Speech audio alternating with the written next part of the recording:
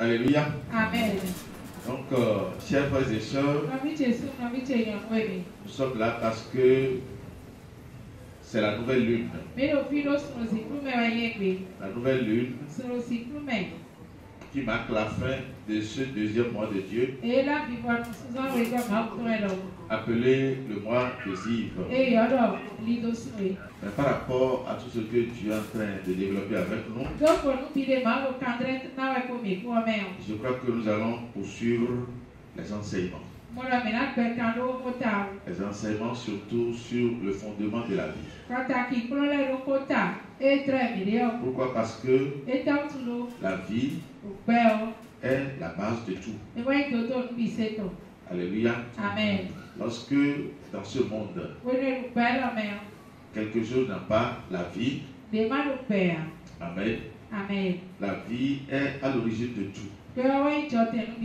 C'est la vie qui fait exister tout.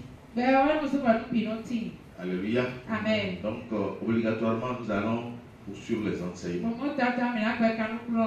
À l'entame, nous avions déjà défini ce que nous pourrions comprendre par le fondement de quelque chose. Et nous avions aussi compris ce que veut dire la vie. Et plus précisément, ce que veut dire la vie sur le fondement de Jésus-Christ. Si vous vous le rappelez, la vie sur le fondement de Jésus-Christ exprime Jésus lui-même. Celui qui n'a pas Jésus n'a pas la vie. Autrement dit, en dehors de Jésus, il ne peut jamais y avoir la vie dans une vie. Alléluia. C'est pourquoi il est obligatoire à tout un chacun de nous, ou à tout être humain sur la terre, de rechercher cette vie. Alléluia.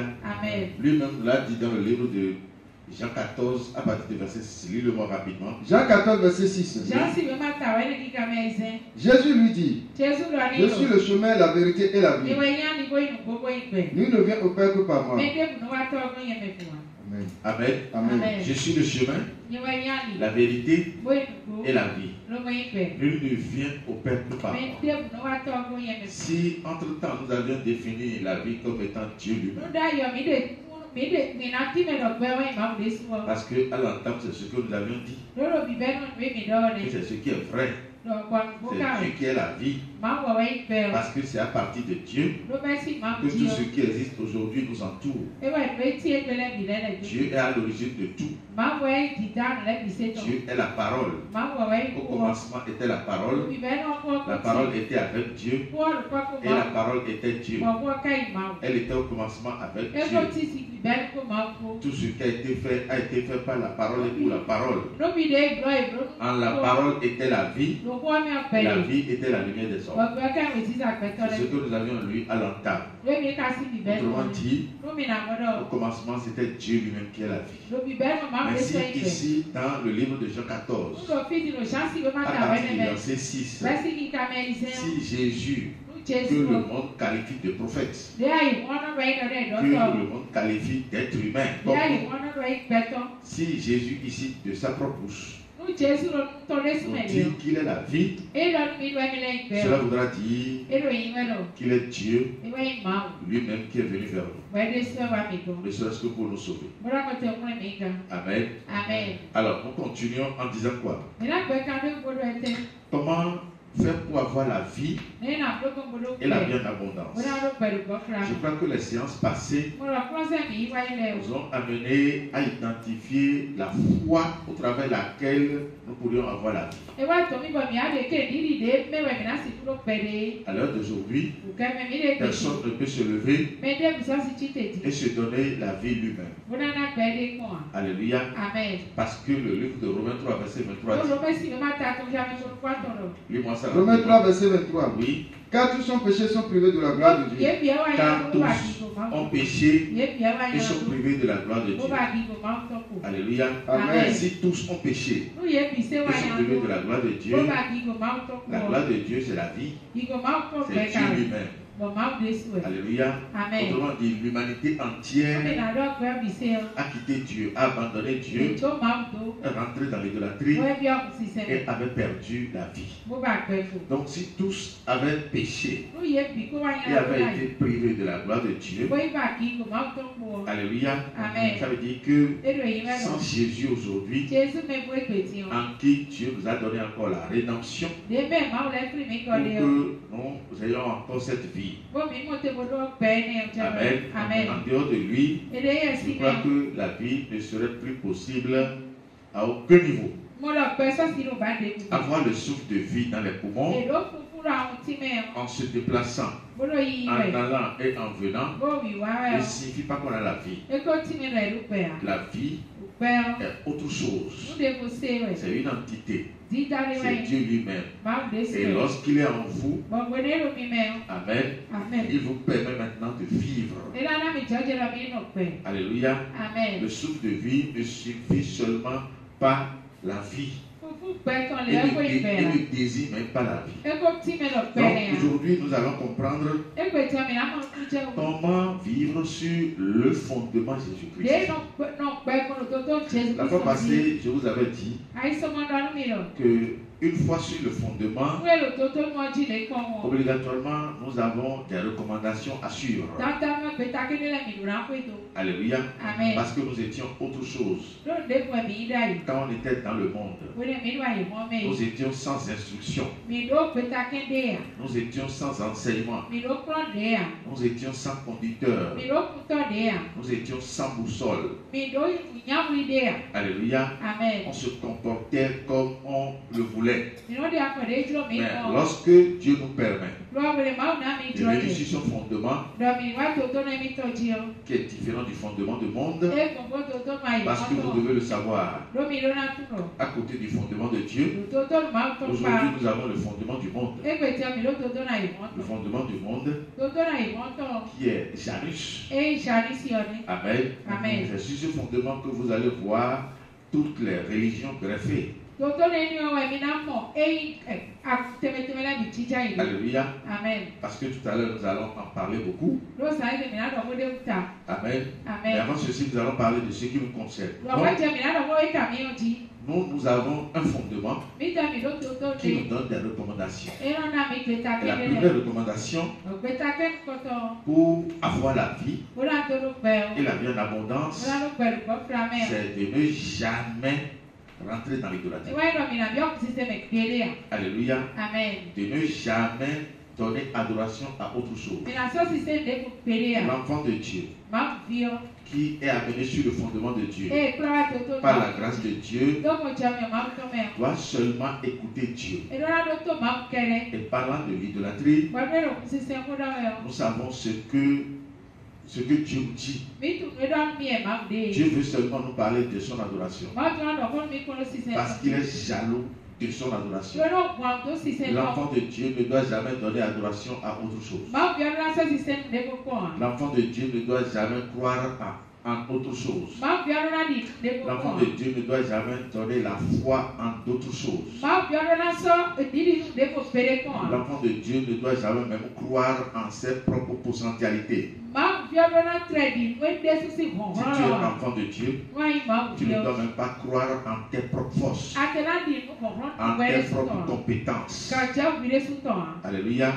Tu ne dois pas t'accrocher en tes propres compétences. Parce que l'enfant de Dieu est nourri par Dieu. La confiance de l'enfant de Dieu doit être basée sur son Dieu. Alléluia. Parce que la Bible nous a dit, malheur à celui qui se confie en l'homme. Donc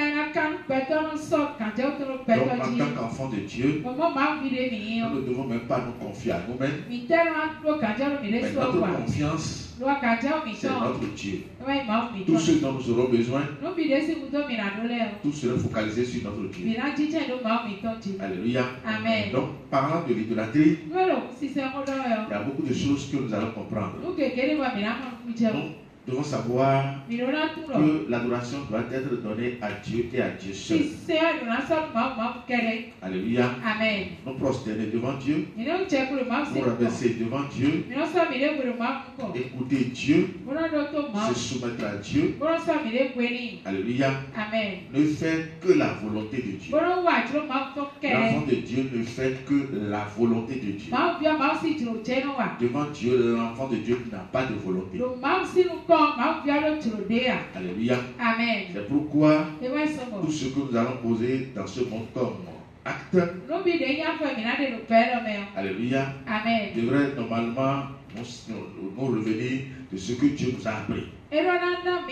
Lorsque Dieu ne vous apprend pas quelque chose, vous ne pouvez jamais les faire. Parce que il est notre Père, il est notre Dieu, il est tout pour nous. Alléluia. Amen. Et parlant toujours de l'idolâtrie, aujourd'hui nous allons vous parler de certains statuts, de certains mots que nous rencontrons aujourd'hui dans le monde qui prêtent à confusion. Parce que il y a beaucoup d'hommes de Dieu, si je peux me le permettre ici, parce que normalement s'il y a un homme de Dieu, alléluia, celui-là doit être éclairé par Dieu. Ce n'est pas un être humain qui éclaire l'homme de Dieu. Pourquoi souvent je vous dis, on n'étudie pas Dieu. Ce n'est pas au campus qu'on étudie Dieu. Ce n'est pas à l'université qu'on étudie Dieu. Ce n'est pas à l'école qu'on étudie Dieu. Dieu se révèle à ses appelés. Alléluia. Amen. Il y a toute une confusion aujourd'hui. Si bien que celui qui est enfant de Dieu, si on ne lui apporte pas la lumière, plus tard, il y a cette confusion qui peut aussi le saisir. Nous entendons le mot chrétien. Amen. Amen. D'accord, c'est bien, c'est pas moi qui l'ai amené. Nous entendons le mot saint. C'est pas moi qui l'ai amené. Nous entendons le mot très saint. Le mot élu. Nous entendons aussi le mot païen. Alléluia. Amen. Et tous ces différents mots sont utilisés et appliqués dans des religions ou dans des confessions religieuses. Alléluia. Amen. Alors, quelle est la différence entre tous ces statuts que je viens de lire? Alléluia. Amen. Et quel est le statut que Dieu donne à son enfant? À son enfant qui a la vie sur son fondement. Alléluia. Amen. Parce que lorsque vous n'êtes pas sur le fondement de Dieu, vous ne pouvez pas être enfant de Dieu. Lorsque vous êtes dans l'idolâtrie, vous n'êtes pas enfant de Dieu. Certes, vous êtes créature de Dieu, mais vous n'êtes pas enfant de Dieu. Alléluia. Amen. Si on ne vous explique pas le contenu de ces mots,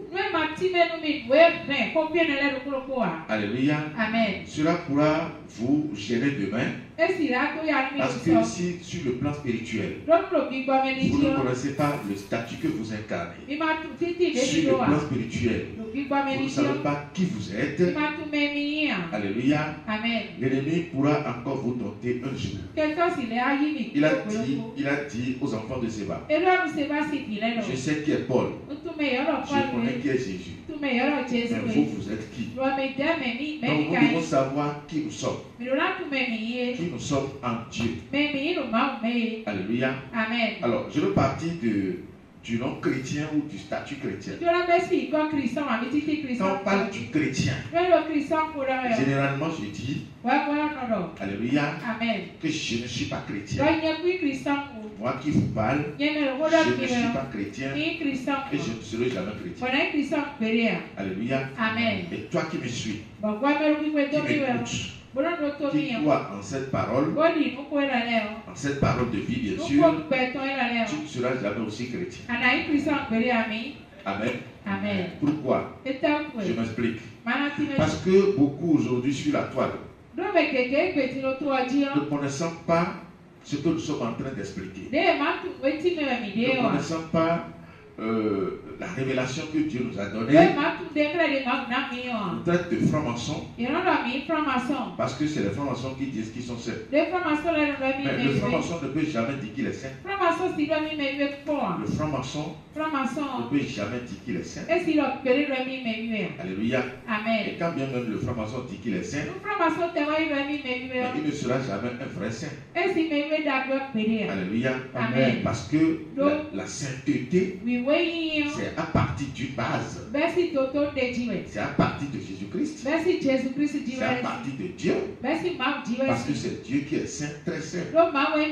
Dieu n'est pas franc-maçon quand même. Dieu avait existé avant la franc-maçonnerie.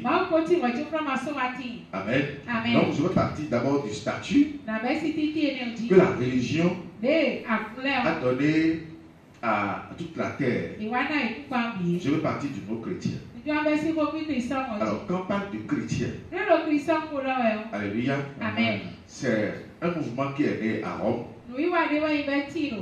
appelé le christianisme. Amen. Ayant pour fondement le Dieu Janus, dont le but est de séquestrer l'humanité entière dans l'idolâtrie. Amen. Et c'est de ce mouvement christianisme qu'est sorti le nom chrétien. Je reprends. Quand on dit chrétien, ce n'est jamais un nom ou un statut que Jésus a sorti de sa bouche pour ses apôtres. Jésus n'a jamais dit à ses apôtres que vous serez des chrétiens. Non.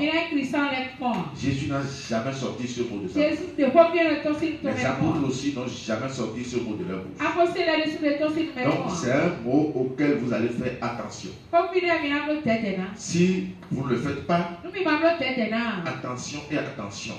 Parce que toute parole prononcée a toujours un impact négatif ou positif sur le plan spirituel. Lorsqu'on déclare une parole sur vous, alléluia, que vous recevez, sans chercher à savoir son impact spirituel, si c'est négatif ou positif, cela vous sera fatal d'office.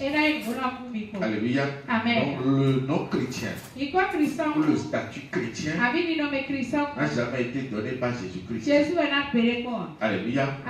Je dis bien, c'est un mouvement humain qui a vu le jour à Rome, appelé le christianisme, ayant pour fondement le Dieu Janus, le Dieu de janvier à décembre, de lundi à dimanche, le Dieu qui reçoit adoration le dimanche dans les églises, qui est le 25 décembre, dédicacé le 1er janvier.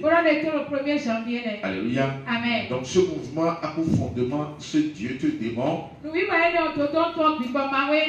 et le but, c'est de maintenir l'humanité entière dans l'idolâtrie. C'est pourquoi tous ceux qui ont été chrétiens avant toi, en ton temps et après toi, ils seront toujours appelés chrétiens pécheurs. Chrétiens pécheurs. Ils ne vont jamais cesser de demander pardon de leurs péchés. Pourquoi? Parce que le statut qu'on leur a donné les maintient dans l'idolâtrie. L'idolâtrie parce que le système de janvier à décembre, c'est un système papal romain qui est regorgé rien que des démons. Alléluia. C'est dans ce système que vous allez trouver le dieu Dagon. Vous allez trouver le dieu Janus, le dieu Fébro, le dieu Matilius, ainsi de suite. Alléluia. Donc ce système n'est jamais venu de Dieu. C'est un système qui est venu des hommes. C'est pourquoi à l'intérieur de ce système, un statut a été donné à tous les croyants. On peut être chrétien catholique, on peut être chrétien évangélique, on peut être chrétien tout ce que vous voulez. On peut être chrétien animiste, on peut être chrétien bouddhiste, on peut être chrétien théiste, on peut être chrétien monothéiste. Alléluia. Ça veut dire quoi? Le statut est gardé. Amen. Amen. C'est pourquoi toutes ces confessions religieuses, Amen. Amen. Toutes ces religions, Amen. Vous allez toujours voir la présence du péché. La présence du péché. La présence du péché. Aucun chrétien dans ce monde ne peut lever la main qu'il est saint. Pourquoi? Parce que il y a la foi de la condamnation en eux. Le christianisme ne confère pas la foi de justification. Mais elle vous donne une foi qui doit vous condamner à perpétuité. Alléluia. C'est pourquoi Jésus les avait testés au moment où ils avaient amené la grande pécheresse à lui. Amen. C'est la même foi dans le judaïsme qui a été transposée dans le christianisme. Parce que dans le judaïsme, l'homme n'est jamais saint. L'homme est toujours pécheur. Et c'est pourquoi il doit faire des sacrifices à chaque sabbat. Sacrifice du matin, sacrifice du soir, pour avoir le pardon de Dieu. Alléluia. Amen. À des grandes cérémonies, des grandes célébrations festives de Dieu, comme la Pâque, la fête des semaines et la fête des tabernacles. Amen. Au temps de la loi, ce peuple qui appartenait à Dieu doit toujours faire des sacrifices. Sinon, il ne peut pas avoir le pardon de Dieu. Alléluia. Amen. Et dans cette ancienne alliance, l'homme n'est jamais saint. Alors qu'au commencement, Dieu avait créé l'homme à son image et à sa ressemblance. Autrement dit, ce que Dieu voulait de l'homme, c'est de devenir saint comme lui. C'est pourquoi l'ancienne alliance n'a pas pu sauver quelqu'un. Alléluia. Amen. Si l'ancienne alliance avait sauvé quelqu'un, ou avait réussi à sauver quelqu'un, les deux rideaux qui étaient dans le temple, qui empêchaient le peuple de venir à la présence de Dieu, serait déjà déchiré avant Jésus. Alléluia. Amen. Donc c'est pour vous dire quoi? C'est pour vous dire que à partir du judaïsme, l'homme était pécheur. Mais Dieu n'est pas d'accord que l'homme garde toujours ce statut. C'est ça qui a fait d'ailleurs l'objet de la présence de Jésus sur la terre. Mais tout de suite après le départ de Jésus, Amen. Au moment où la Rome avait pris le contrôle de la terre, c'est lui qui a fait naître ce mouvement dont je viens de parler, appelé le christianisme. Et ce mouvement a rejoint l'ancienne alliance pour renvoyer l'homme encore dans son ancien état. Autrement dit, le christianisme ne permet pas à l'homme de connaître Jésus. Amen. Le christianisme ne permet pas à l'homme de connaître Jésus, mais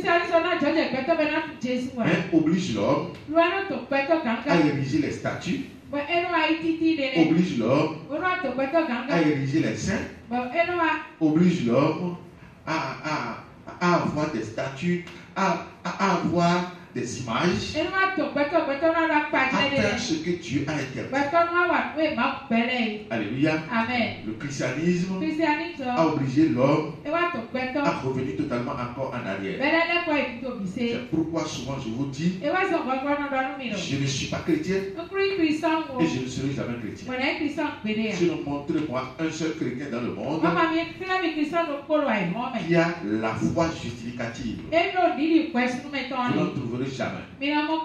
Alléluia. Amen. Amen. Amen. Autrement dit, celui qui connaît le vrai Jésus, normalement ne devrait pas être chrétien. Parce que Jésus ne va jamais lui donner ce statut. Au moment où ils ont amené la dame pécheresse à Jésus, Jésus avait testé leur foi. En leur disant quoi? Il dit que celui de vous qui n'a jamais péché, il jette la première pierre. Mais la parole dit, étant accusé par leur conscience. Amen. Amen. Lis-moi ça. Sois rapide. Alléluia. Amen. Étant accusé par leur conscience, chacun a commencé par fuir. Depuis le plus petit jusqu'au plus grand. Alléluia. Amen. Ça veut dire qu'en ce temps-là, il n'y avait pas encore la foi justificative. Il n'y avait pas encore la foi qui va donner la vie. La foi qui confère la vie. Parce que pourquoi nous allons vous parler de ces statuts? Lorsque vous positionnez mal, ou lorsque vous n'avez pas de bonne compréhension par rapport à tout ceci, votre foi sera détruite. Et lorsque votre foi est détruite, vous ne pouvez plus avoir Jésus. Il dit, mon juste vivra par la foi. Mais si je détourne de la foi, on n'a plus plaisir. Donc une fois encore, je te dis, je te le répète, alléluia, amen. Jésus n'a jamais donné le statut chrétien à quelqu'un ou le nom chrétien à quelqu'un. Ce n'est pas un nom que l'enfant de Dieu doit porter. Ce n'est pas un statut que l'enfant de Dieu doit porter. Dans Éphésiens 2, à partir de 19 à 21, je demande à mon frère de le lire rapidement. Éphésiens 2, verset 19 à 21. Vous allez entendre ce que Jésus est venu faire.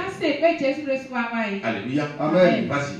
Ainsi donc, vous n'êtes plus des étrangers, ni des gens du dehors. Mais vous êtes concitoyens des saints, gens de la maison de Dieu. Amen.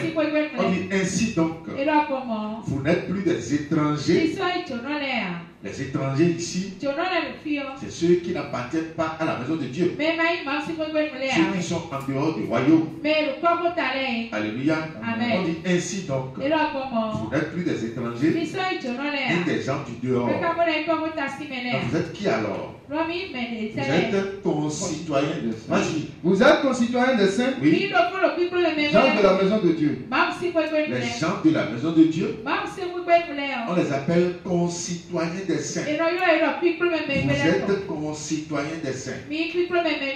C'est Paul qui est en train d'écrire ici, sous l'inspiration divine. Vous êtes concitoyens des saints et non concitoyens des chrétiens. Vous êtes concitoyens des saints, gens de la maison de Dieu. Oui. Vous avez été édifiés sur le fondement des apôtres et des prophètes. Jésus-Christ lui-même étant la pierre angulaire. Vous avez été édifiés sur le fondement des apôtres et des prophètes. Jésus-Christ lui-même étant la pierre angulaire. Alléluia. Amen. Le même fondement des apôtres fait aussi le même. Amen. Amen. Pour les patriarches. Les prophètes qui avaient vécu avant nous. Alléluia. Amen. Ils avaient vécu sur le même fondement. Les apôtres aussi avaient vécu sur le même fondement. Et nous aussi, nous sommes sur le même fondement. Et ce seul fondement, c'est Jésus-Christ. Il est le même hier, aujourd'hui, et il le sera éternellement. Alléluia. Amen. On dit Jésus-Christ est la pierre angulaire. Autrement dit, celui qui sera sur le fondement de Jésus-Christ,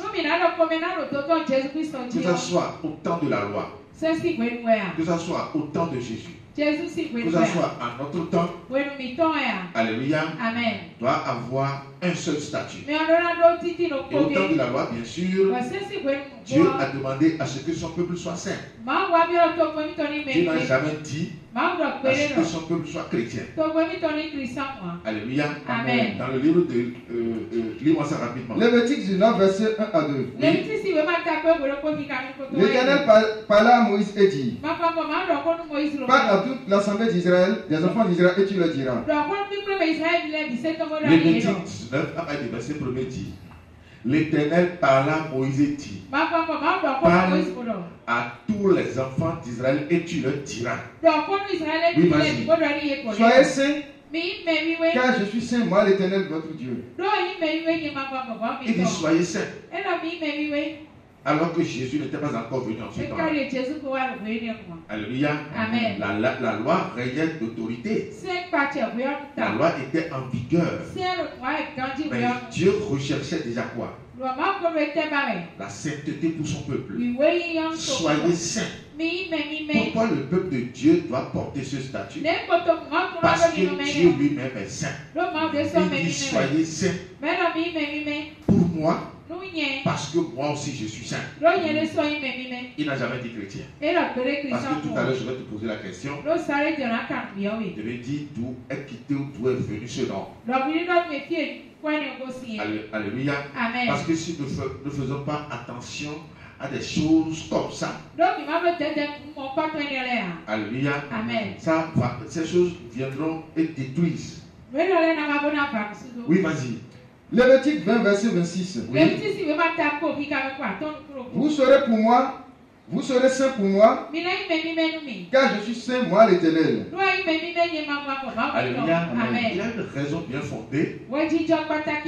Amen. Amen. Pour laquelle il demande d'être saint. Vous serez saints pour moi, parce que moi, votre Dieu, je suis saint. Il ne peut jamais y avoir une différence entre le statut de Dieu et celui de son peuple.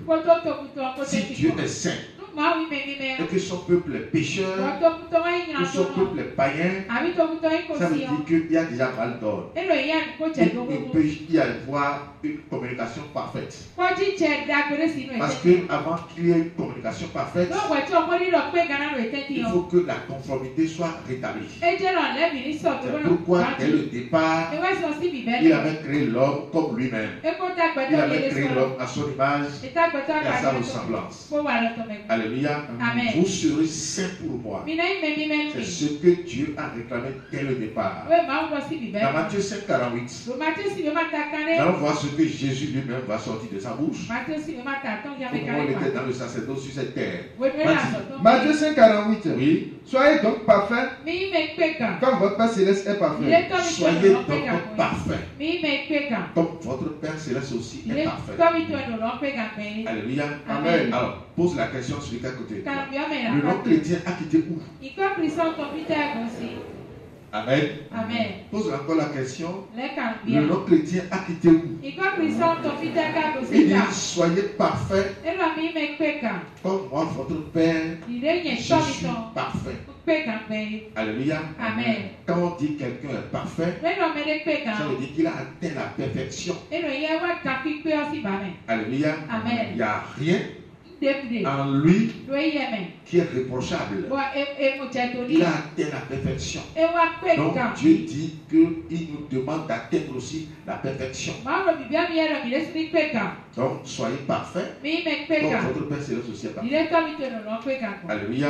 Amen. Donc ce nom a été lu 3 fois dans la Bible. Et c'est ça qui est la seule goutte d'eau qui a fait déborder le vase. Si bien qu'aujourd'hui, personne ne sait plus où donner la tête. Alléluia. Amen. On n'a pas besoin d'être chrétien avant d'être saint. Et d'ailleurs même c'est impossible.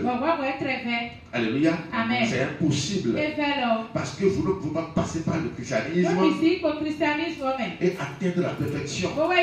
Le christianisme ne peut jamais vous permettre la perfection. Le christianisme vous donne toujours le poids de péché. Le christianisme vous maintient toujours dans le péché. Alléluia. Amen. Le christianisme ne vous révèle pas Jésus-Christ. Mais le christianisme vous révèle Janus. Le christianisme ne peut jamais vous révéler le sabbat de Dieu. Mais c'est dans le christianisme que vous allez avoir dimanche.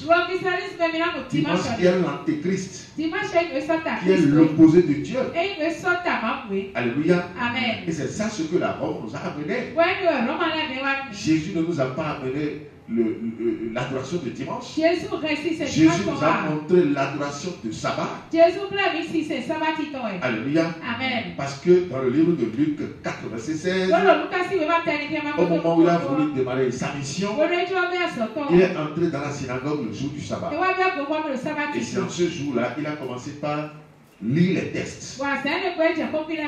Tous les miracles qu'il avait opérés. C'est rien que les jours de sabbat. Les apôtres aussi l'ont suivi.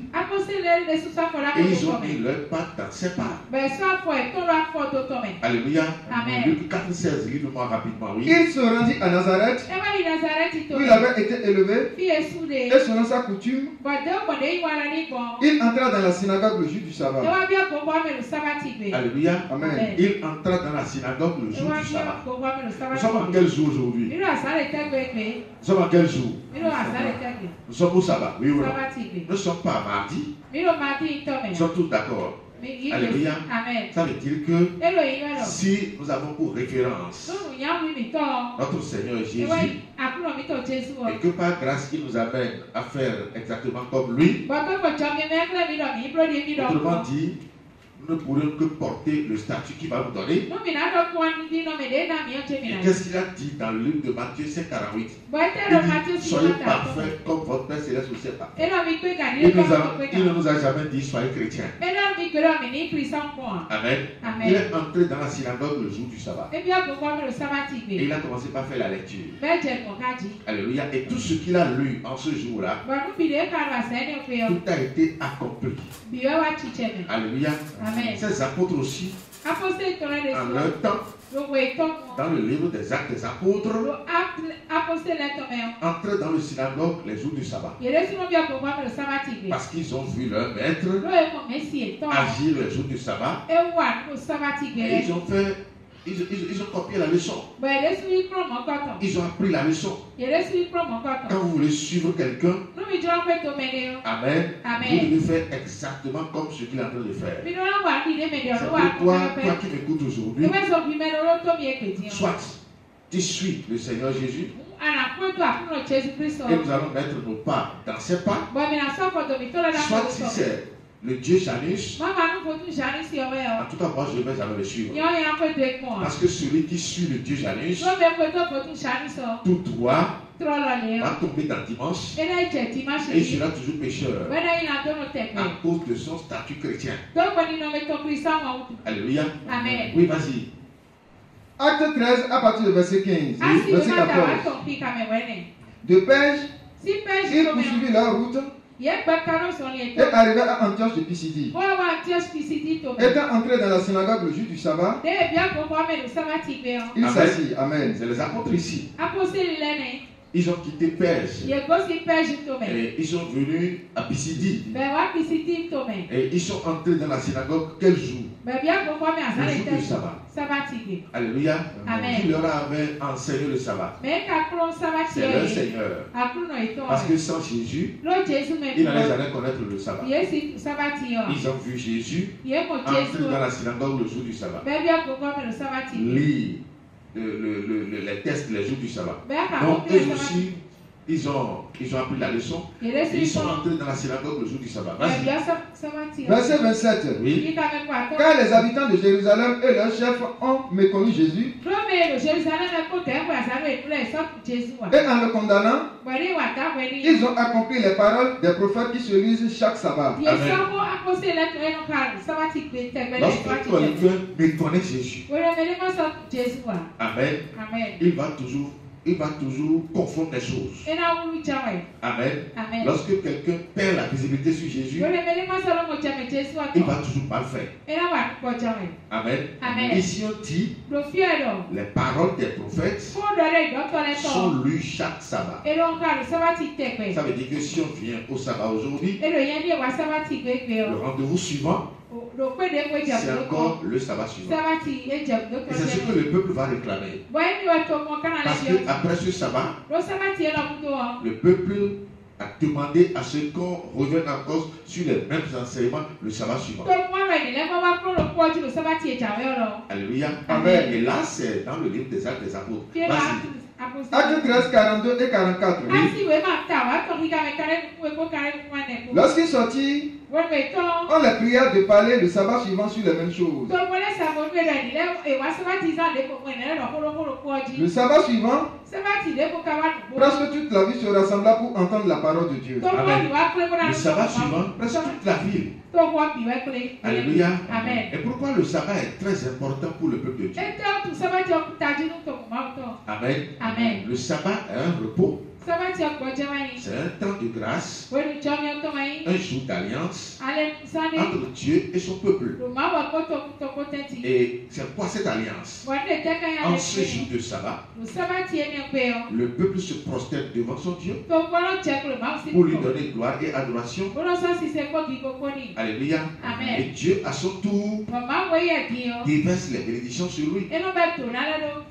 Alléluia. Amen. C'est l'importance spirituelle de l'impact spirituel de ce jour sur notre vie. L'influence spirituelle de ce jour sur notre vie. Alléluia. Amen. Ce qui se passe en ce jour même dans notre vie, c'est ce que je suis en train de vous expliquer. Lorsque nous nous rabaissons devant Dieu, lorsque nous nous prosternons devant Dieu, lorsque nous donnons gloire et adoration à Dieu, parce que l'homme ne peut pas se bénir lui-même, Dieu à son tour, comme c'est lui qui est détenteur de toutes les bénédictions, lui déverse toutes les bénédictions en nous. Parce qu'en ce jour même, toute la création est ouverte. La porte du pavis intérieur est ouverte. Pour qui? Pour le prince et la princesse de Dieu. Alléluia. Amen. Donc toutes les créatures sont ouvertes pour que leur bénédiction soit déversée à l'avantage du peuple de Dieu. Le sabbat est différent de dimanche. Amen. Amen. C'est le sabbat que Jésus a donné à son peuple. Hébreux 4, verset 8 à 10. Car si Josué leur eût donné le repos, il ne parlerait pas après cela d'un autre jour. Il y a donc un repos de sabbat réservé au peuple de Dieu. Il y a donc un repos de sabbat réservé au peuple de Dieu. Alors, le repos de dimanche sera réservé alors pour quel peuple? Alléluia. Alléluia. Amen. Toujours pour le peuple de Dieu. Parce que Dieu ne peut pas réserver deux repos différents à son propre peuple. Il a donné un seul repos à son peuple. Après avoir créé l'homme le 6e jour, le 7e jour a été ce repos donné à l'homme, créé à son image et à sa ressemblance. Maintenant on dit ici dans le livre de Hébreux 4, verset 8 à 10, il y a un repos de sabbat réservé au peuple de Dieu. Ça veut dire que ce jour que tu es en train de passer devant Dieu, depuis le matin jusqu'à l'heure où nous sommes, tu as été réservé avant la fondation de ce monde. Ça veut dire que si tu es ici même, à l'heure où nous sommes, en train d'écouter les enseignements, en train de donner gloire et adoration à Dieu, Amen. Mais tu es en train d'agir pour la cause juste. C'est ça qui te justifie. C'est ça qui te rend juste. Tu es en train de faire ce qui est normal. Alléluia. Il y a un repos de sabbat réservé au peuple de Dieu. Le repos de sabbat n'est pas donné à tout le monde. Tout le monde ne peut pas avoir le repos de sabbat. Le chrétien ne peut pas avoir le repos de sabbat. L'animiste ne peut pas avoir le repos de sabbat. Le théiste ne peut pas avoir le repos de sabbat. La franc-maçonnerie ne peut pas avoir le repos de sabbat. Et Kanka ne peut pas avoir le repos de sabbat. Saga Yoga ne peut pas avoir le repos de sabbat. JCI ne peut pas avoir le repos de sabbat. Les sectaires ne peuvent pas utiliser le repos de sabbat. Le repos de sabbat est réservé seulement au peuple de Dieu. Amen. À cause de quoi? À cause de l'alliance qui est entre Dieu et son peuple. Et cette alliance, c'est quoi? Le peuple de Dieu donne adoration à Dieu. Et Dieu, à son tour, déverse cette bénédiction sur son peuple. Alléluia. Donc, quelle que soit la force spirituelle négative qui va vouloir se lever sur ce jour, elle a déjà échoué avant de se mettre en action, parce que Dieu est en alliance avec son peuple. Et c'est une alliance perpétuelle. C'est pourquoi Jésus en son temps, c'est rien qu'en ces jours-ci qu'il accorde les guérisons. À la piscine de Bethesda, la guérison a été opérée en un jour de sabbat. La belle-mère de Simon, elle a été guérie le jour du sabbat. L'aveugle né a été guéri le jour du sabbat. Les lépreux ont été guéris le jour du sabbat.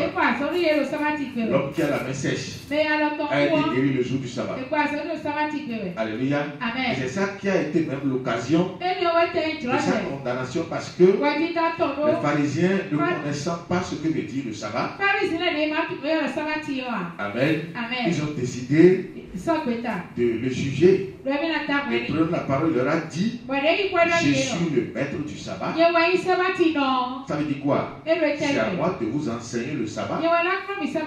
Ce n'est pas à vous de m'enseigner le sabbat. Amen. Parce que de par leur compréhension du sabbat, eux ils disaient que normalement personne ne doit travailler les jours du sabbat. Mais c'est ce que les pharisiens n'ont pas compris, c'est quoi? Le sabbat avait existé avant la loi. Le sabbat, c'est pas une loi. Alléluia. Le sabbat, c'est le 7e jour, le jour de repos. Depuis la création, Dieu avait établi le sabbat. Le sabbat n'est pas venu au temps de la loi. Le sabbat existait depuis avant que la loi ne vienne travailler avec nous. C'est bien pour le temps de la loi, il y a des préceptes qui ont été laissés sur le sabbat. Amen. Pour permettre à l'enfant de Dieu de ne pas oublier l'importance de ce jour. Alléluia. Et c'est ce que les pharisiens ont voulu enseigner à Jésus. Si le sabbat avait travaillé avec la loi, cela ne voudrait pas dire que le sabbat ne peut plus travailler aussi avec la grâce. Donc le sabbat travaille avec la loi. Et le sabbat travaille aussi avec la grâce. Et nous sommes au temps de la grâce. Donc Jésus a voulu leur enseigner le sabbat dans la grâce. Et c'est là où leur niveau était totalement éteint. Donc c'est pour dire quoi? C'est pour dire que le système dans lequel nous sommes, l'organigramme dans lequel nous sommes, ne nous permet pas de porter le statut chrétien. Alléluia. Parce que le chrétien, il est pécheur. Aucun chrétien n'est justifié. Le chrétien a toujours la foi de condamnation. Et il doit demander toujours pardon des péchés jusqu'à la mort. Je confesse à Dieu Tout-Puissant. Je reconnais devant mes frères que j'ai péché en pensée, en parole. C'est ceux qui ont amené le christianisme. Amen. Qui nous ont aussi amené cette manière de parler pour nous condamner toujours à vie. Alléluia. Donc, une fois encore, je vous dis que je ne suis pas chrétien. Je ne serai jamais chrétien. Et toi aussi, tu ne seras jamais chrétien. Parce que Jésus t'a jamais donné ce statut. Alléluia. Pas parce que dans le mot chrétien, je ne sais pas si c'est là où il y a le problème. Et si c'est là où il y a le problème, alors vraiment ça me touche. Pas parce que dans le mot chrétien, nous avons Christ, donc ton fils, nous allons l'attribuer à Jésus-Christ. Non, non, et non. Dans Matthieu 7, verset 21, Jésus lui-même a dit, ceux qui me disent Seigneur, Seigneur, n'entreront pas tous dans le royaume de Dieu. Donc le fait de dire Christ ne signifie pas qu'on désigne Jésus le vrai. Alléluia. Le fait de dire Christ ne signifie pas qu'on désigne Jésus le vrai. Ceux qui me disent Seigneur, Seigneur, n'entreront pas tous dans le royaume de Dieu. Plusieurs me diront en ce jour-là, Seigneur, Seigneur, n'avons-nous pas prophétisé par ton nom? Dis-moi ça. N'avons-nous pas fait beaucoup de miracles par ton nom? Ça veut dire qu'il y a des miracles qui vont se faire. Il y a des prodiges qui vont s'opérer. Et qui n'auront pas pour fondement Jésus-Christ. Alléluia.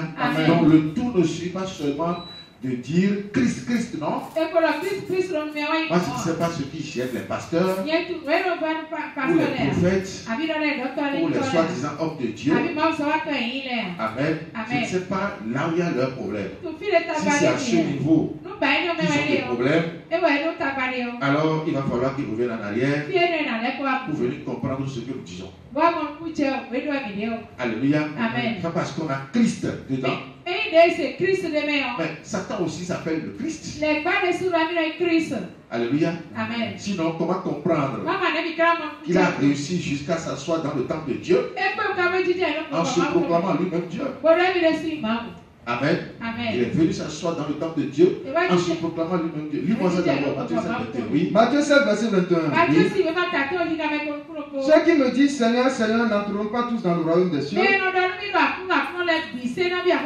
Ceux qui me disent Christ, Christ, n'entreront pas tous dans le royaume des cieux. Il est clair là-dessus. Oui, vas-y. Mais celui-là seul qui fait la volonté de mon Père qui est dans les cieux. Plusieurs me diront en ce jour-là, Seigneur, Seigneur, n'avons-nous pas prophétisé par ton nom? N'avons-nous pas chassé des démons par ton nom? Et n'avons-nous pas fait beaucoup de miracles par ton nom? Alors je leur dirai ouvertement, je ne vous ai jamais connu, retirez-vous de moi, vous qui commettez l'iniquité. Alléluia, amen. Vous qui commettez l'iniquité. Quand on dit l'iniquité, mais on est en train de parler d'un péché identifié. Et c'est l'idolâtrie. Retirez-vous de moi, vous qui commettez l'iniquité. Le système où est né le non chrétien. Le système papal romain, c'est un système basé sur l'idolâtrie. Janvier à décembre, lundi à dimanche, c'est un système basé sur l'idolâtrie. Alléluia. Déjà que la base est corrompue, tout ce qui est dedans, tout est corrompu. Alléluia. Vous ne pouvez pas prendre quelque chose de bon, qui est basé sur quelque chose de corrompu. Alléluia. Donc ceux qui me disent Seigneur, Seigneur, n'entreront pas tous dans le royaume des cieux. Donc le mot chrétien ici est venu de la Rome. Et le système que la Rome a imposé au monde,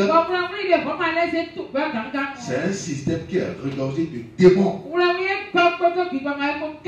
Où toutes les célébrations sont toujours en l'honneur des démons. Janvier, c'est en l'honneur d'un démon. Épiphanie, c'est en l'honneur d'un démon. Fête des pères, c'est en l'honneur d'un démon. Fête des mères, en l'honneur d'un démon. Saint-Valentin, en l'honneur d'un démon. 25 décembre, en l'honneur d'un démon. Alléluia. Assomption, ascension, des fêtes qui n'ont pas de verset biblique. Jamais. Alléluia. Alléluia. Donc le système qui nous a imposé tout ceci, c'est ce système qui nous donne ce nom. chrétien comme étant appartenant à son système. Alléluia. Donc si tu ne sais pas faire, tu vas porter un faux nom que Dieu ne t'a jamais donné, un faux statut que Dieu ne t'a jamais donné. On va lire le nom que Dieu nous a donné. Jésus lui-même là, le nom qu'il nous a donné. Apocalypse 22, 3. Apocalypse 22, verset 3. Sois rapide, oui. Il n'y aura plus d'anathème. On dit il n'y aura plus d'anathème. Ça veut dire quoi? Les péchés sont effacés. Parce qu'il y a un anathème lorsqu'il y a présence de péché. Il y a malédiction lorsqu'il y a présence de péché. Mais on dit il n'y aura plus d'anathème. Il n'y aura plus de maudit. Alléluia. Amen. Parce que l'agneau de Dieu est venu et il a ôté le péché du monde. C'est pourquoi ceux à qui leurs péchés sont ôtés ne seront plus jamais anathèmes. Il n'y aura plus d'anathème. Dans la maison de Dieu, il n'y aura plus d'anathème. Dis à celui à côté de toi, dans la maison de Dieu, il n'y aura plus d'anathème. Alléluia. Dis-le lui, tu ne seras plus jamais anathème. Amen. Parce qu'il nous a justifié. Oui, vas-y. Le trône de Dieu et de l'agneau sera dans la ville. Oui. Ses serviteurs le serviront, verront sa face. Ses serviteurs, ça dit ses enfants, ses serviteurs le serviront et verront sa face. Alléluia. Alors qu'au temps de la loi, l'homme ne peut pas aller à la face de Dieu. Amen. Il y a deux rideaux qui sépare l'homme de la présence de Dieu. Alléluia. Et ces deux rideaux sur le plan spirituel représentaient le péché du peuple. Alléluia. Mais ici, on dit qu'il n'y aura plus d'anathème. Parce que les deux rideaux sont déchirés. Sur la croix, effectivement, les deux rideaux ont été déchirés. C'est pourquoi on dit qu'il n'y aura plus d'anathème. Le trône de Dieu et de l'agneau sera dans la ville. Dans quelle ville? La ville que nous sommes. Alléluia. Ce ne sera plus dans un temple physique. Parce que le temple de Dieu aujourd'hui, ce n'est plus un bâtiment physique. Alléluia. Dieu veut résider dans l'homme comme auparavant. L'Esprit de Dieu au commencement vivait dans l'homme. Et c'est à cause du péché qu'il a été question d'un bâtiment. Donc Dieu est revenu encore à la case de départ au travers du sacrifice de Jésus-Christ. C'est pourquoi il dit il n'y aura plus d'anathème. Alléluia. Oui, vas-y. Ses serviteurs le serviront et verront sa face. Oui. Et son nom sera sur leur front. Et son nom sera sur leur front. Mais c'est quoi son nom? C'est pas chrétien. Alléluia. Sur toute la terre, il a porté quel nom? Le Seigneur a porté quel nom? Dans le sacerdoce, sur toute la terre. Alléluia. Il a porté quel nom? Il a porté le nom de Jésus-Christ. Amen. On dit ses serviteurs le serviront et verront sa face. Et son nom sera sur leur front. Autrement dit, le nom que nous portons, qui met en débandade le Dieu soleil, les sorciers et le camp des démons, le nom que nous portons sur notre front, sur le plan spirituel, c'est Jésus-Christ. C'est ce nom que nous portons. Nous ne portons pas 666. Alléluia. Et le statut que nous portons, c'est le très saint. Parce que vous ne pouvez pas porter le nom Jésus-Christ par vie extérieure. Ceux qui sont par vie extérieure ne peuvent pas porter ce nom Jésus-Christ. Alléluia.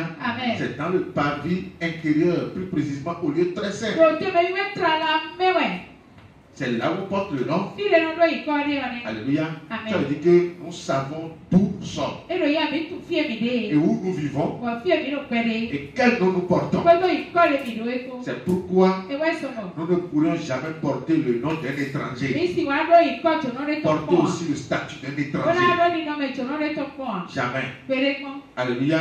Parce que si tu ne connais pas ta source, si tu ne connais pas ta racine, si tu ne connais pas ton origine, il va te devenir très difficile de bénéficier pleinement de ton droit. Parce que aussi longtemps que l'héritier sera enfant, il ne sera jamais différent d'un esclave. Mais nous n'allons plus jamais vivre comme des esclaves. C'est pourquoi, à partir d'aujourd'hui, le nom chrétien est anéanti sur ta vie au nom de Jésus. Alléluia. Le nom chrétien est anéanti. Et nous avons le statut très saint. Pourquoi? C'est parce que nous avons cru en Jésus. Et avant de le croire, nous l'avions d'abord discerné. Nous l'avions discerné qu'il est Dieu et il est fils de Dieu. Et il est différent du Dieu romain nommé Janus. Nous avons discerné aussi son système de janvier de Nissan Adar. Et l'esprit de crainte à l'esprit de l'Éternel. Nous avions cru que nous étions pécheurs et que c'est lui qui est venu ôter nos péchés. Nous avions aussi cru qu'il est mort et le troisième jour, il est ressuscité des morts. Alléluia. Donc, ces trois éléments qui représentent les composantes de notre foi donnent ton fils la justification. Nous justifie devant son trône. C'est pourquoi il nous donne et nous accorde la sainteté. C'est à partir de là que nous sommes saints. Nous ne sommes pas saints parce que nous avions confessé nos péchés, non. Alléluia. Amen. Nous sommes saints parce que nous avons cette foi. La foi qui nous permet d'identifier Jésus comme étant Dieu et fils de Dieu. La foi qui nous permet de croire que nous étions pécheurs et qu'il est venu ôter nos péchés. La foi qui nous permet de croire qu'il est mort pour nos péchés et le troisième jour, il est ressuscité des morts. Cette foi nous confère la sainteté. C'est à partir de là que nous sommes saints. C'est pourquoi dans le livre de Romains 10, lis-moi ça rapidement. Romains 10, verset 9. Si tu confesses de ta bouche le Seigneur Jésus, ce n'est plus tu vas confesser tes péchés. Non et non. Si tu confesses de ta bouche le Seigneur.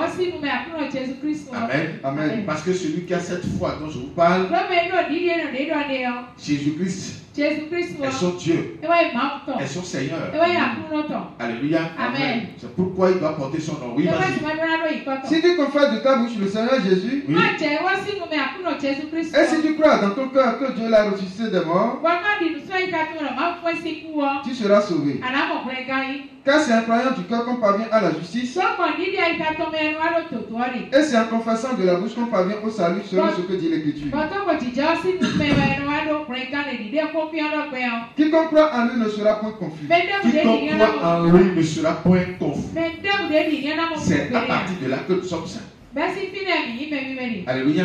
Celui qui a une telle foi, ses péchés sont expiés, ses péchés sont effacés. Tout ce qu'il avait fait depuis qu'il est né jusqu'à l'heure où nous sommes. Alléluia. Tout est effacé. Et c'est comme ça nous avons requéri la sainteté. Nous ne sommes pas devenus saints de nous-mêmes. Alléluia. C'est Jésus qui nous a donné la sainteté parce que nous avions été lavés. À cause de cette foi qu'il nous a donnée, nous avons été lavés dans son sang. Et celui qui est lavé de cette manière ne peut plus être chrétien. S'il accepte encore de devenir chrétien, ça veut dire qu'il est retourné encore en arrière. Alléluia. Il devient encore ami des Romains. Amen. Nous sommes les ennemis jurés du Dieu romain. Le Dieu Janus. Nous allons le combattre jusqu'à son dernier retranchement. Alléluia. Nous serons jamais son ami. Amen. Donc c'est comme ça que nous sommes devenus saints. Donc tu dois savoir que la sainteté que Dieu t'a donnée, amen, pour que tu ne t'appelles jamais chrétien, pas parce que tu as fait quelque chose, non. Pas parce que tu as été telle chose, non. C'est parce qu'il t'a permis de le connaître, de le discerner parmi tous les faux dieux qui existent. Il t'a permis, au travers de la parole que tu entends, d'avoir une foi qui t'amène à croire que c'est lui qui est venu ôter tes péchés. Amen. La parole t'a permis d'avoir une foi qui te permet de croire qu'il est mort et le troisième jour, il a ressuscité. Amen. Visualisez un peu les réseaux sociaux. Vous allez voir que ces 3 points que nous sommes en train de développer sont combattus farouchement. D'autres disent que Jésus est prophète. Amen. Parce qu'il est comparable à leur prophète. Moi, mon Jésus, il est Dieu, Fils de Dieu. Nous avons dit que ceux qui mettent Jésus au niveau des prophètes, eux, ils ont déjà échoué. D'autres disent que Jésus n'est pas mort, que ce sont ces apôtres qui l'ont volé, que Jésus n'est jamais mort. Ça veut dire que ceux-là, ils ont déjà aussi échoué.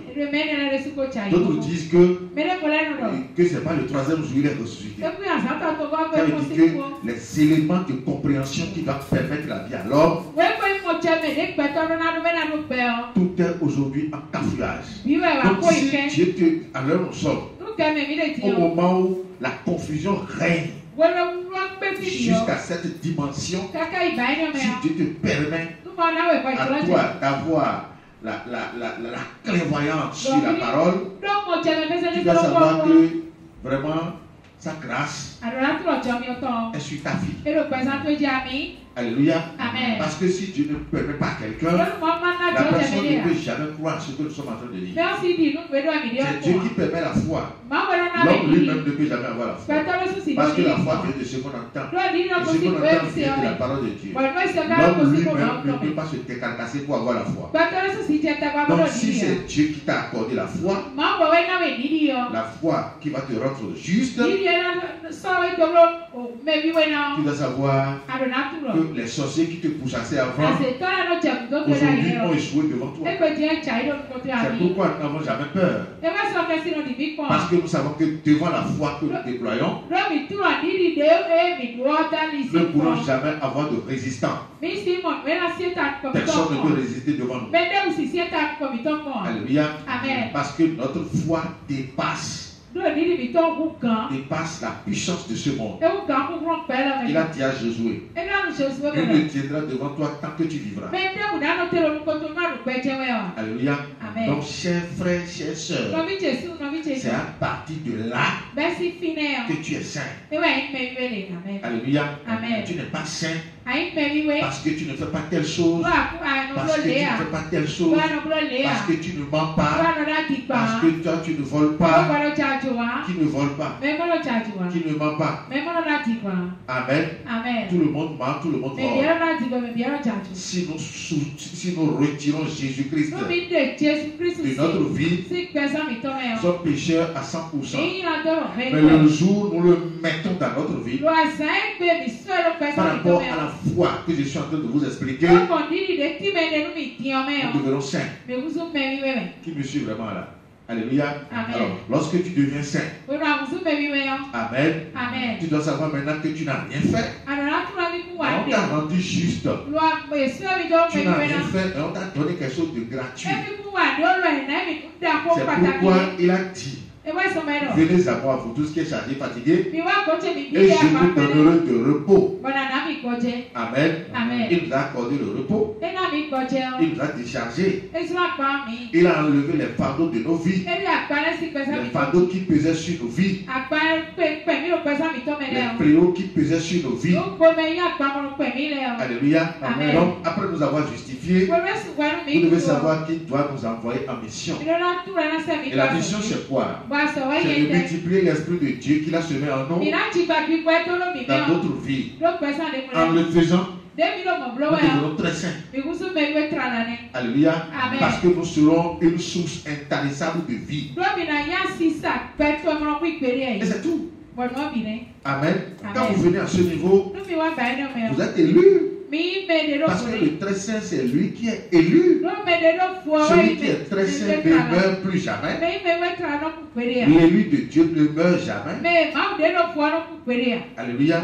Celui qui est saint et qui devient très saint, lui ne va plus jamais tomber dans l'idolâtrie. Lui ne va plus jamais mourir. Et c'est lui qu'on appelle l'élu. Alléluia. C'est lui qui est l'élu. C'est lui qui ne peut plus jamais descendre. Il ne peut plus jamais mourir. La vie éternelle est pour lui d'office. Alléluia. Donc, chers frères, chères sœurs, on va revenir en arrière pour lire combien de fois le non-chrétien est apparu dans la Bible et aussi les paroles qui s'en étaient suivies. Alléluia. Pour comprendre si véritablement c'est Dieu qui nous a donné ce statut. Amen. On va lire d'abord avec le roi Agrippa. Alléluia. Avec le roi Agrippa où Paul a commencé par lui donner la parole. Et un jour, le roi dit, Paul, vraiment, tu veux me convaincre à devenir chrétien. Amen. On va voir la discussion. Oui, vas-y. Acte 26, à partir du verset 27.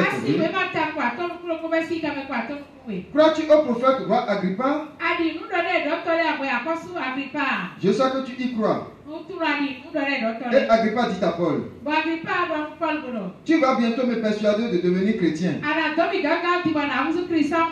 Alléluia. Amen. Parce que en ce temps, le statut chrétien, le nom chrétien était un nom de moquerie. Les premiers disciples qui croyaient en la parole de Jésus-Christ au travers les apôtres, les Romains les insultaient. Amen. Et chrétien veut dire quoi? Petit Christ. Petit Christ. Le Christ lui-même nous a dit quoi? Amen. Il dit au moment où il serait en nous, nous allons faire encore des choses plus grandes que ce qu'il a fait. Alléluia. Aujourd'hui, il est en nous. Normalement, on ne peut plus nous appeler Petit Christ. Amen. Selon la promesse qu'il nous a faite, on devrait nous appeler Grand Christ. Et mieux, lui-même nous a dit que le serviteur accompli est comme le maître. Alléluia. Le serviteur accompli est comme le maître. Alors si nous sommes serviteurs accomplis, nous devons être comme le maître. Parce que quand on dit Christ et chrétien, il y a une différence. Petit Christ, grand Christ. Amen. Il y a une différence. Alléluia. Alors que la Bible a dit, Jésus lui-même a dit que le serviteur, lis-moi ça, le serviteur qui a accompli, il est comme le maître. Oui, vas-y. Luc 6, verset 40. Oui. Le disciple n'est pas plus que le maître. Le disciple simple. Le disciple simple. L'appelé simple. Il n'est pas plus grand que le maître. Alléluia. Amen. Parce qu'il lui reste un niveau. Amen. Le niveau d'accomplissement. Oui, vas-y. Mais tout disciple accompli sera comme le maître. Tout disciple accompli sera comme le maître. Et le maître, c'est qui? C'est Jésus. Alléluia. Amen. Alors si nous sommes disciples accomplis, parce que sur la croix, tout a été accompli. Donc si nous sommes des disciples accomplis, ça veut dire que nous sommes comme le Maître. C'est pourquoi tout à l'heure dans Apocalypse 22 verset 3, je lui donne raison de nous avoir donné son nom. Alléluia. Amen. Parce qu'il dit que ses serviteurs porteront son nom. Dis à celui qui est à côté de toi, tu es le disciple accompli. Et tu es comme le Maître. Oui, vas-y. Et Agrippa dit à Paul, oui. Tu vas bientôt me persuader de devenir chrétien. Paul répondit, que ce soit bientôt, que ce soit tard,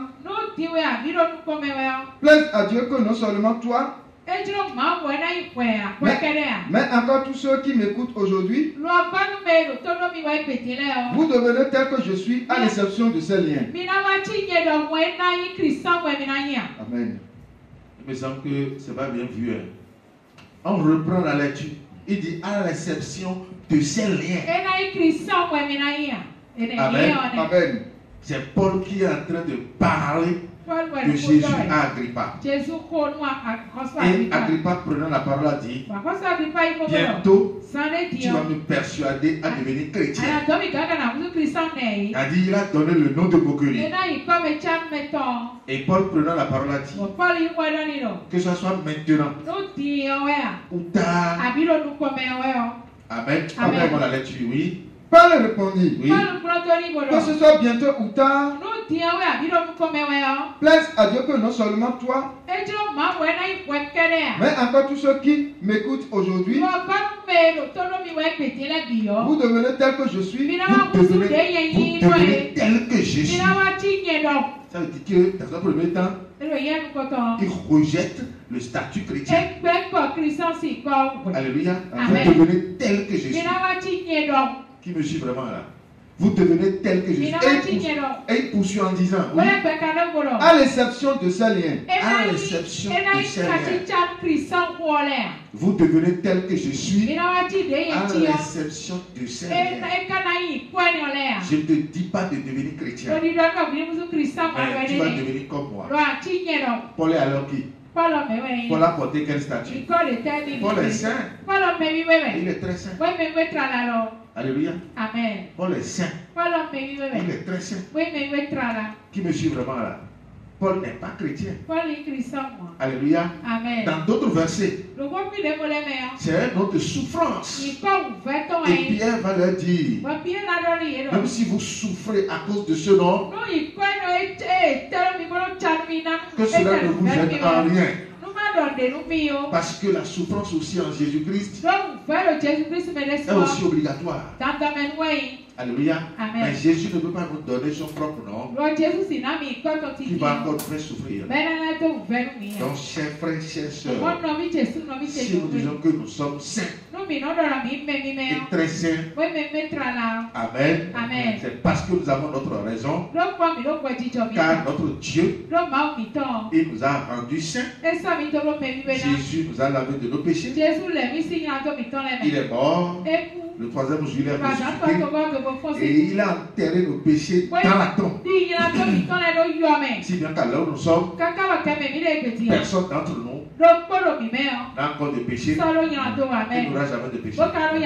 Il nous a donné la haute naissance, la naissance spirituelle, au travers de laquelle nous allons porter sa parole jusqu'aux extrémités de la terre. Alléluia. Amen. C'est pourquoi vous n'allez jamais nous voir dans des tenues maçonniques. Alléluia. Amen. Parce que c'est la franc-maçon qui a amené les tuniques. Les tuniques que la papauté porte aujourd'hui. C'est la franc-maçonnerie qui a amené ça. Même pour programmer dans les loges. La franc-maçonnerie doit porter cette tunique de différentes couleurs, que ce soit couleur noire, couleur rouge, couleur blanche, ainsi de suite. Et ces robes sont toujours frappées par devant de 33 boutons.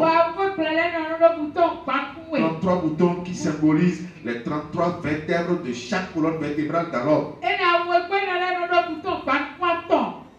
Amen. Donc c'est pour te dire que quelle que soit cette tenue, quelle que soit la programmation, dans les loges, le Saint de Dieu, le très Saint de Dieu que nous sommes, et non chrétiens, ne seront jamais touchés. Parce que notre Seigneur nous a mis au-dessus de tout ceci. Alléluia. Donc, au temps de la loi, Dieu avait permis à ces sacrificateurs de porter des tenues de sacerdoce. Mais ces tenues sont différentes de ce que la papauté nous enseigne aujourd'hui. Alléluia. Ces tenues sont portées à partir du caleçon. À partir du caleçon jusqu'à la tunique, jusqu'à l'éphod, ainsi de suite. Alléluia. Mais c'est différent de ce que nous voyons les gens porter aujourd'hui pour distraire le peuple. Alléluia. Donc faites attention parce que nous nous sommes envoyés pour brûler cette tenue-là. La tenue spirituelle que nous portons, qui ne sera jamais enlevée, c'est le Saint-Esprit. C'est ce que tu as fait porter à Josué. Alléluia. Dans Zacharie, c'est ce que tu as fait porter à Josué. Il a dit, regarde, je te change l'habit sale que tu vas porter. Et je vais te faire revertir de l'habit de noces. Donc, l'habit de noces que nous avons porté aujourd'hui est spirituel sur le fondement de vie. Alléluia. Il n'y a plus une tenue de sacerdoce ou tenue spirituelle que nous allons encore porter physiquement. Venez devant vous pour vous enseigner. Si nous le faisons, ce serait de l'idolâtrie pure. Parce que ce que nous allons porter en tant que tenue de sacrificature, en tant que tenue spirituelle, vous venez vous enseigner, normalement à l'heure d'aujourd'hui, ne devrait plus jamais être enlevé. Le Saint-Esprit est donné une fois et ne doit plus jamais quitter l'homme. Alléluia. Donc, les vrais adorateurs adorent le Père en esprit et en vérité. Ce qui est en esprit n'est jamais visible à l'œil.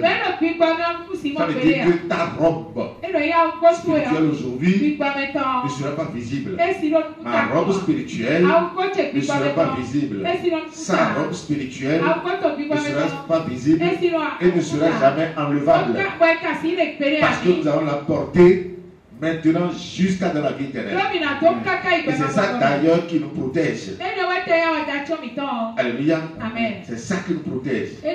Donc vous devez faire attention. Nous ne sommes plus à ce temps où on va nous obliger à porter une quelconque tenue, à porter une telle tenue, comme les musulmans aussi le font.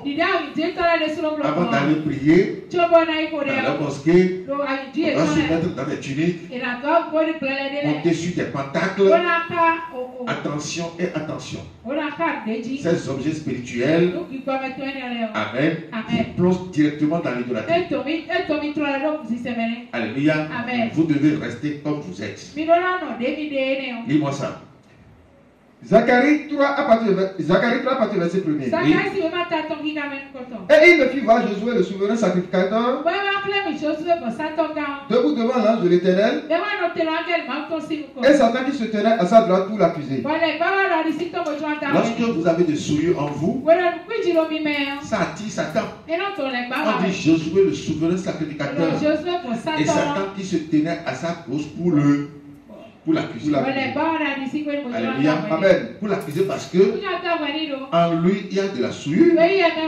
Mais si vous n'avez plus de la souillure, Satan vous fuit à des milliards de kilomètres. Dis à celui qui est à côté de toi, tu es saint et très saint. Satan ne peut plus jamais s'approcher de toi. Oui, vas-y. L'Éternel dit à Satan, que l'Éternel te réprime, Satan.